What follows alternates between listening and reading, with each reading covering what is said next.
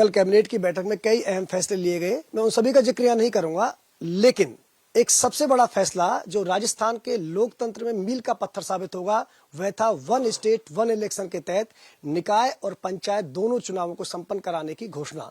और कल कैबिनेट की मीटिंग में मुख्यमंत्री भजनलाल शर्मा ने कहा है कि सरकार की मंशा साफ है, निकाय और पंचायत के चुनाव वन स्टेट वन इलेक्शन के तहत कराए जाएंगे। तो मैं कह सकता हूं कि हिंदुस्तान में राजस्थान देश का पहला ऐसा राज्य बनने जा रहा है जहां वन स्टेट वन इलेक्शन के तहत दोनों यानी कि शहरी और निकाय चुनाव संपन्न कराए जा रहे हैं।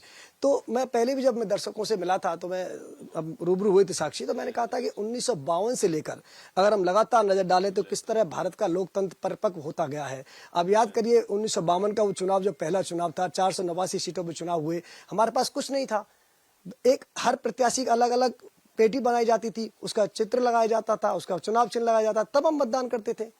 और उस वक्त बताइए अब 3,80,000 रीम कागज खर्च हुआ, 16,500 कार्यक्रमों को 6 महीने के अनुबंध पर लिया गया, लेकिन तब भी भारत ने वो इतिहास रचा, हम सफल लोकतंत्र की तरफ बढ़े।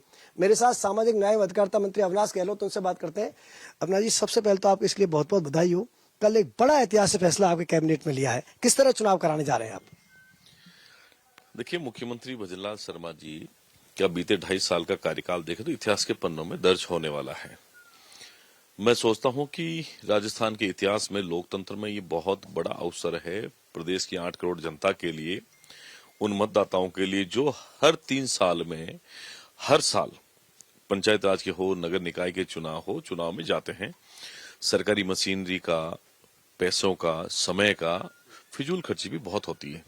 लेकिन जब हम सत्ता में आए तब हमने कहा था पहले ही बजट में कि हम आने वाले समय में वन स्टेट वन इलेक्शन करवाएंगे। केंद्र सरकार की तरफ से मोदी सरकार ने भी कहा है कि हम निकट भविष्य में संभावना ये तलाशी जा रही कि वन नेशन वन इलेक्शन हो। हमने जो वादा किया था उस पर हम लोग पूरा हमने होमवर्क किया। होमवर्क करने के बाद में उस पर कार्रवाई हुई और चूंकि राजस्थान में 3 साल में लगातार चुनाव होते रहे हैं, उसी को देखते हुए हमने ये कहा है कि हम एक साथ चुनाव कराएंगे। और कुछ समय पहले ऑनरेबल सुप्रीम कोर्ट ने ये कहा था कि ट्रिपल टेस्ट के बाद में ओबीसी का जो रिजर्वेशन है उसको तय करते हुए राजनीतिक पार्टियां हो या सरकार हो चुनाव करवाएं। हमने ओबीसी की कमीशन की स्थापना की। ट्रिपल टेस्ट का पहला सिस्टम वो था। उसके बाद घर घर जाके सर्वे हुआ ओबीसी कमीशन के द्वारा, उसकी रिपोर्ट सरकार को मिली, वो दूसरा स्टेप था। और तीसरा स्टेप है चुनाव करवाना। अब चूंकि राज्य निर्वाचन आयोग चुनाव के लिए कार्यक्रम जब भी डिक्लेयर करेगा, सरकार पूरी तरीके से तैयार है, तो ये राजस्थान के लिए बहुत ऐतिहासिक अवसर है कि हम वन स्टेट वन इलेक्शन, जो पूरे देश में राजस्थान पहला स्टेट बनेगा जहां वन स्टेट वन इलेक्शन होने जा रहे हैं।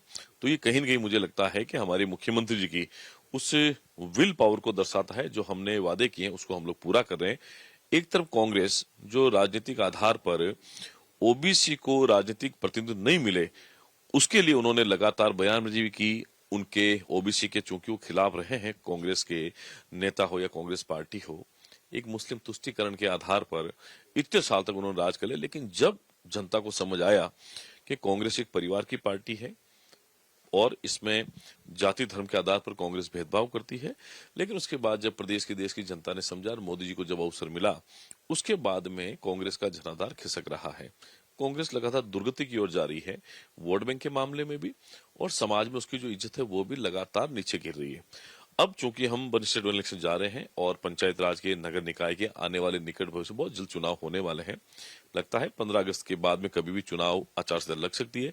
सरकार पूरी तरीके से तैयार है। एक पारदर्शी प्रक्रिया के साथ में हम चुनाव कराएंगे और राजस्थान को ये जो बहुत सारी स्कीम में, बहुत सारे कार्यक्रम में राजस्थान देश में नंबर 1 है। आज चुनाव के मामले में भी हम पंचायत राज नगर निकाय के चुनाव साथ करवा करके राजस्थान को ऐतिहासिक अवसर हम लोग उन मतदाताओं को दे रहे हैं जिनकी अपेक्षा इस सरकार से बनी हुई थी।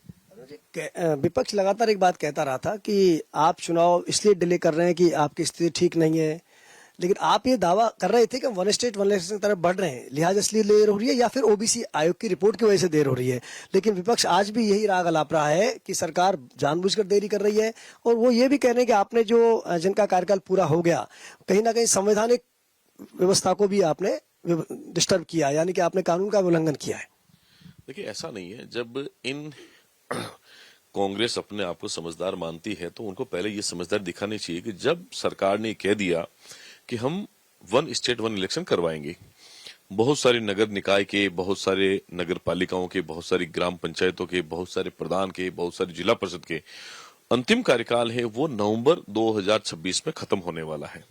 किसी भी संस्था का आप कार्यकाल पहले नहीं कर सकते हो। जब उसका 5 साल का कार्यकाल संविधान में दिया वो खत्म होगा, उसके बाद ही चुनाव हो सकता है। तो जब लगातार 3 साल तक चुनाव होते रहे, 2024 में हुए, 2025 में हुए, 2026 में ये चुनाव होने थे, लेकिन जब हमने ये कहा है कि हम वन स्टेट वन इलेक्शन कराएंगे, एक साथ कराएंगे, जिससे समय भी बचेगा, पैसे भी बचेंगे और सरकारी अधिकारियों को काम करने में आसानी रहेगी। तो लगातार 3 साल की जो चुनाव प्रक्रिया थी उसको हमने मुश्किल से 2 या 2.5 महीने में लाए हैं, ताकि हम लोग 2-2.5 महीने में पूरे चुनाव करवा दें। तो फिर उसके बाद प्रदेश का जो रोड मैप है डेवलपमेंट का, उसको हम लोग आगे बढ़ाएंगे। तो कहीं न कहीं मुझे लगता है सुप्रीम कोर्ट का आदेश भी था, वन स्टेट वन इलेक्शन का संकल्प भी था और ओबीसी कमीशन की रिपोर्ट आने के बाद चुनाव करना, ये सामूहिक परिस्थिति इसलिए बनी थी। लेकिन फिर भी हमने ऑनरेबल कोर्ट का सम्मान रखते हुए हमने जो वादे किए थे उस पर हम लोग खरा उतर रहे हैं। अब जल्दी ही राजस्थान में चुनाव का मार्ग प्रशस्त हो चुका है। एक लॉटरी की प्रक्रिया अभी शुरू होगी और साथ ही मेरा सवाल ये भी रहेगा अविनाश जी, कितने तैयार हैं हम, क्योंकि अब पूरी एक साथ मशीनरी होगी, एक साथ चुनाव होंगे तो ह्यूमन पावर ही ज्यादा लगाना पड़ेगा, फोर्स डिप्लॉय भी करने पड़ेंगे, तो उस लिहाज से कितना तैयार है? देखिए, सरकार पूरी तरीके से तैयार है। जैसा चुनाव आयोग कार्यक्रम डिक्लेयर करेगा उस तरीके से हम तो लोकसभा चुनाव हो, चाहे विधानसभाओं के चुनाव हो, चाहे नगर निकाय हो या जिला परिषद पंचायत के चुनाव, सब पूरी पारदर्शी तरीके से राजस्थान में होते रहे हैं। और इस बार भी हम लोग पूरी संकल्प के साथ में आगे बढ़ रहे हैं कि हमारा जो प्रदेश है, हमारी जो शासन प्रशासनिक व्यवस्था है, हम लोग चुनाव आयोग के साथ मिलकर के एक बहुत बेहतरीन इंतजाम करेंगे, जिससे प्रदेश के मतदाताओं के मन में जो एक धारणा बनी है कि राजस्थान सरकार 2.5 साल में जो मुख्यमंत्री ने काम किया है, कानून व्यवस्था ठीक हुई है और एक पारदर्शी प्रक्रिया के माध्यम से काम हो रहे हैं, वो इस चुनाव के अंदर भी आप लोगों को देखने को मिलेगा।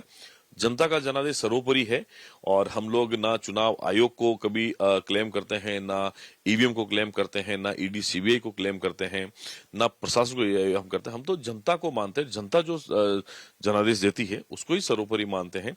ये थे सामाजिक न्याय एवं अधिकारिता मंत्री अविनाश गहलोत। 2 अक्टूबर 1959 को राजस्थान की धरा पर एक इतिहास रचा था जब पंचायती राज की स्थापना राजस्थान हुई थी। अब एक दूसरा इतिहास रचने जा रहा है जब वन स्टेट वन इलेक्शन के तहत निकाय और पंचायत के चुनाव एक साथ कराए जाएंगे। वीडियो जर्नलिस्ट दिलीप परमार के साथ लाल सिंह फौजदार, सच बेधड़क, जयपुर।